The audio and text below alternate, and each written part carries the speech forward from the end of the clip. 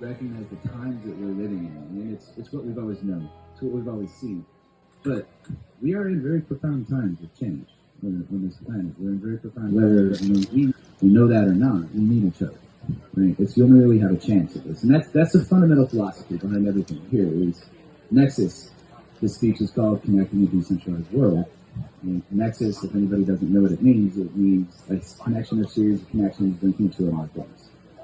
That's the reason that we chose that name for this project, because it brings into the essence of what we all need, which is connection. And I'll give you a little bit of I guess it was an experiment that was done.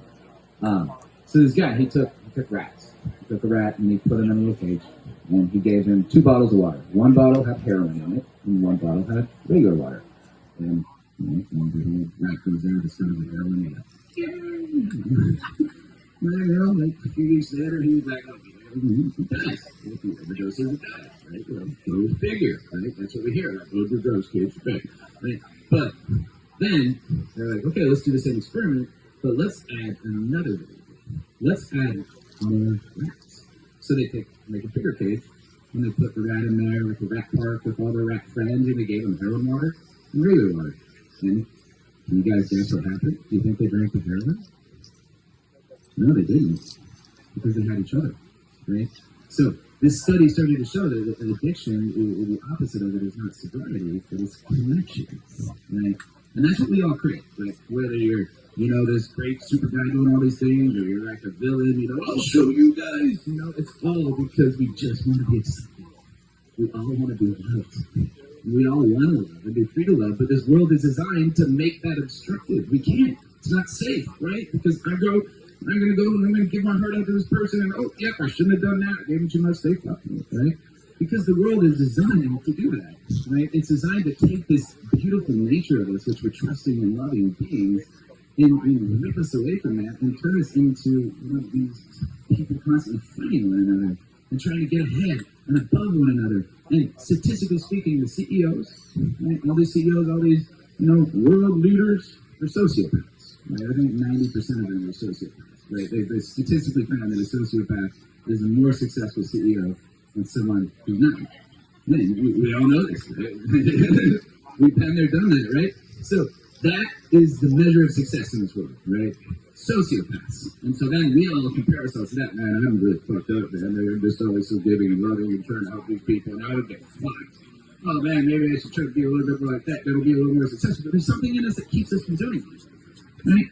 And that's why we're here. And that's why we're not all rich and famous people going la-di-da, the World Economic Forum. We're here trying to find a way to do something about this seemingly unsolvable problem. The world that we knew just was completely uprooted from us. Everything that we thought was once safe is gone.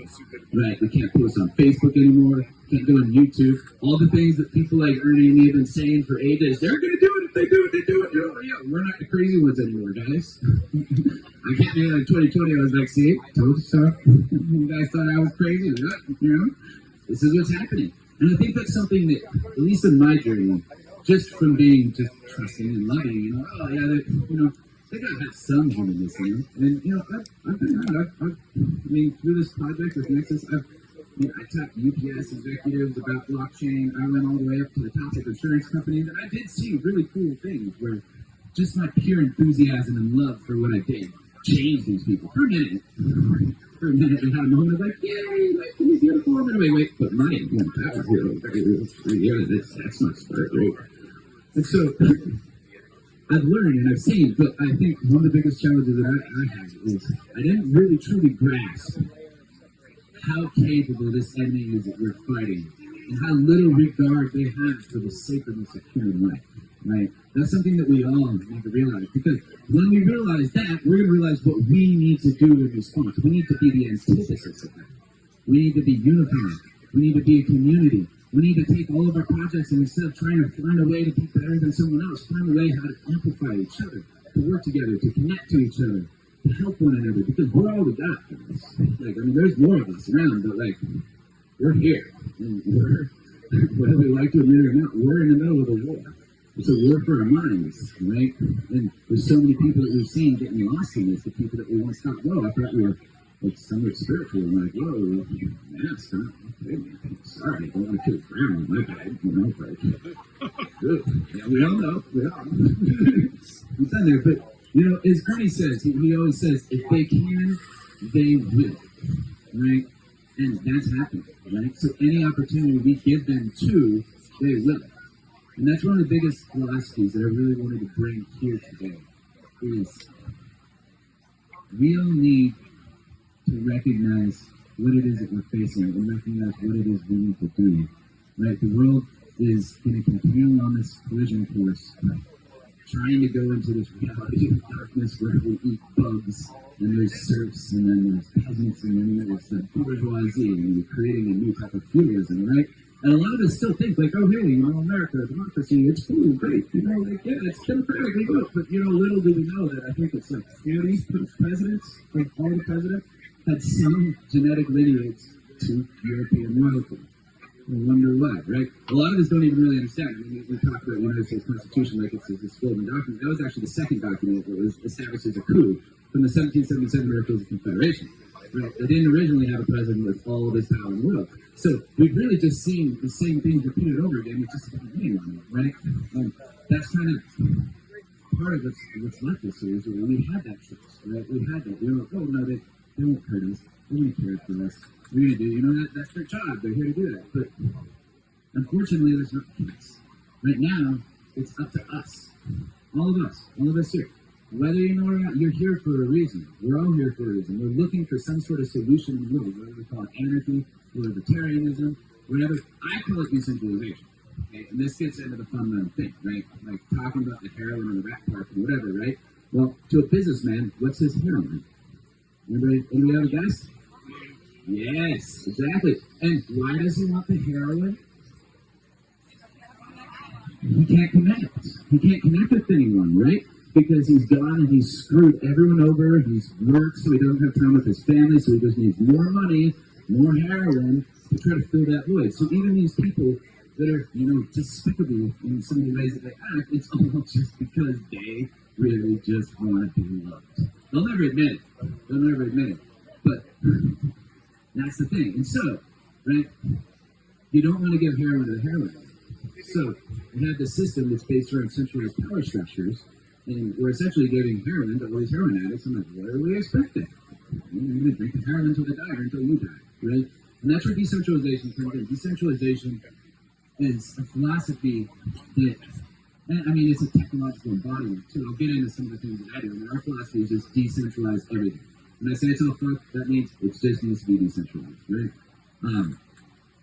Centralization breeds that corruption because it makes it easy for one point to get, you know, in control of a larger set of people. And in a sense, you know, I've seen people that were, you know, that's cool, and then we all know that friend that we had that got promoted to be the manager, and I was like, I'm sorry, but it's just business. I can't be your friend anymore. I'm your manager. You know? And then they slowly start to, you know, do their not friendly stuff, and they're like, it's just business. Okay, you know, just don't hit the player, hit the game, man. Come on, you know. We all know that. This is what people do, right? And it's unfortunate, but I don't say it's these people's faults, because everybody's just trying to do the best they can with what we have available to us, right?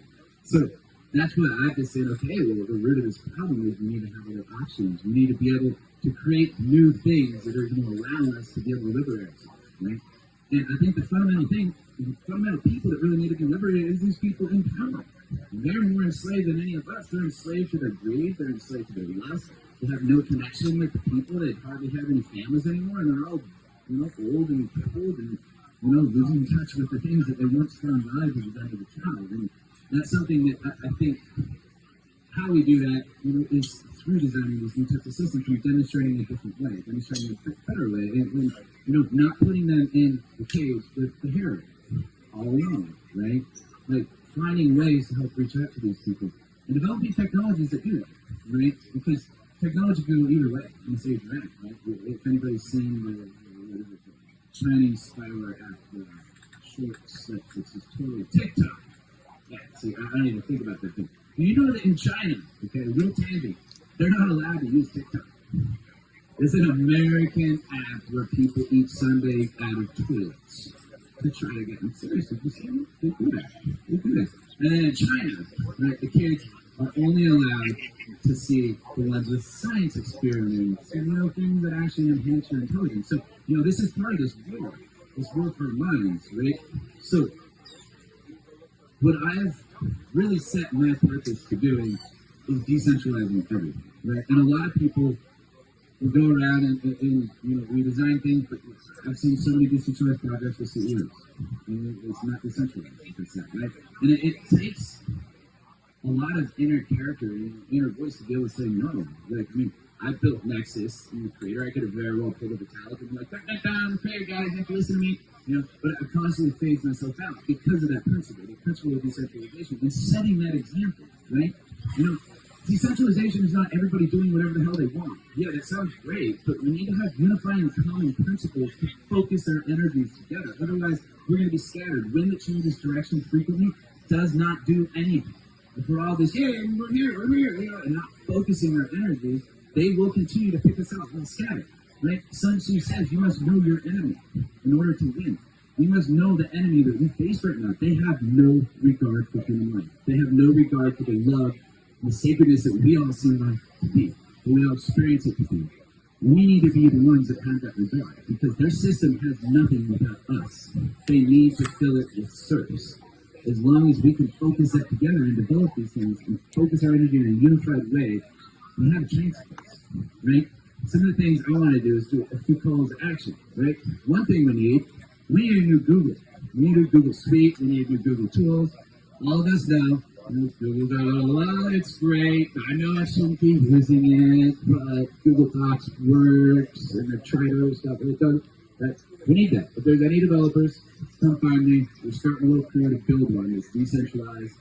We're already working on decentralized search engines. I've been designing a new routing protocol for about 5 years with one of my mentors was the first fellow from Cisco, and he taught me all about the OSI network stack. And if anybody's seen, you can actually just announce, hey, this is my IP address, and nobody, oh, okay, cool, that's your IP address, thanks, man. That's how the internet's designed. The whole thing is completely unauthenticated. So I've been just working on developing that completely up from the bottom up. But even more importantly, social architectures, right? We have not reimagined social architectures for thousands of years. Even our modern day republic is still just voting for a king, right? We need to really, really look at all of these aspects of how we focus and organize ourselves in a way that unifies. I'm doing a workshop, I believe, tomorrow on decentralized social architecture. So if any of you guys want to see what we've been working on, we developed a decentralized court system, multiple branches. It's how we self-govern, right? And that's just a new experiment in developing new social technology, because people don't socially scale. That's one thing that I've seen so much with the liberty and anarchist movement is we don't scale. We don't socially scale. A lot of people are all doing their own things, and that's the misnomer. But we really need to look deep into ourselves and say, what is it that we can do to improve these circumstances? What will our enemy do? And if they can, they will. So we need to design things that prevent them from doing it. Like developing decentralized architecture like a blockchain, right? Or new routing protocols that allow us to own a piece of the internet.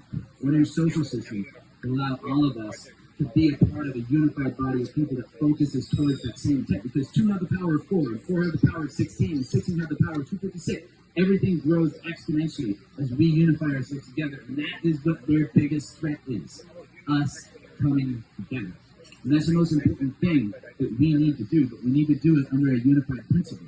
And the unified principle I've chosen is there is no place for centralization on this planet anymore. The entire planet needs to be decentralized. We need to redesign how everything works. And we start doing that in our local area. We start developing local commodities markets so we can trade food, so we don't have to eat bugs. Right? We can start sharing information and bringing that, because we talk about light. Everybody talks about enlightenment, but what is light? It's information. What creates a dark age is information cannot freely travel between people. That's where the dark ages happened. With early 1000s, 1200s, right? Even earlier than that is because the collapse of the Roman Empire. Roads went out of service. Nobody could travel freely anymore. Information could not travel freely anymore. People could not connect. And then secret societies were formed, and authorities. And then the information is going through this authority, the church, the papists, whatever, right? And that is what has limited us. Information needs to travel freely. We need technology to do that. We need to be free with each other to do that. We need to work together. This is the time to do it, guys, to set aside our differences. We all have something to bring to the table. We don't need a big measure. We don't need to compare who's got more or what or whatever. We're all on the same team. We're all here to make things a world that we want to leave to our children. Right? That's one of the reasons I do what I do. I want my kids to live in a world that is free. Right? And that comes down to us. It comes down to all of us. And I want you guys to really let that sink in. It's up to us. We are the freedom fighters. Right? We're all on the same team. We're here to do the same thing. We all want the same thing. We may have different ways to go about it, but that's what makes it beautiful. And we all can see those differences and allow those to be strengths rather than combat with one another. Because if we do that, we assure our own destruction. But if we work together and focus and help bring that out of other people, just like I was able to show that to some of the biggest business people in the world, and they actually ran over the office. Oh my God, this guy! This 40-year-old guy is people wait years to get a meeting with, right? Just with my enthusiasm and my love. You can do that in others. You can bring that out of them. Instead of condemning your friend for wearing a mask, you can help them feel loved and connected. Help them dissolve that fear, right? We need to do that for everyone. We need to bring out that light in everyone else, because that's really what's going to free us. It starts with freeing ourselves in the way that we think, in the way that we see, and then everything else comes from that. Thank you, guys.